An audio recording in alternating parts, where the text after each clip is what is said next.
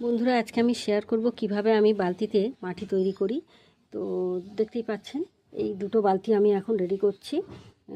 এখানে ধরুন প্রথমে আমি 1 ইঞ্চি কি 1.5 ইঞ্চি মতো করে আগে মাটির লেয়ার দিয়ে দিয়েছি, কারণ উপরে যে আমি কিচেন ওয়েস্টটা দেবো সেটা ক্রমাগত যখন পচন শুরু হবে তখন কিন্তু তার ওই রসটা কিন্তু ওই বিট দিয়ে বাইরে বেরিয়ে যাবে। সেটা যাতে না বেরোয় সেই কারণে কিন্তু আমি প্রথমে 1 থেকে 1.5 ইঞ্চি কিন্তু মাটির লেয়ার দিয়ে নিয়েছি। তারপর কিন্তু আমি পর্যাপ্ত পরিমাণে এখানে কিচেন ওয়েস্ট দিয়েছি এবং তার উপর হালকা করে মাটির লেয়ার দিয়েছি। এরপর কিন্তু আমি আবার ফের মাটির লেয়ার এই কিচেন ওয়েস্ট দেবো।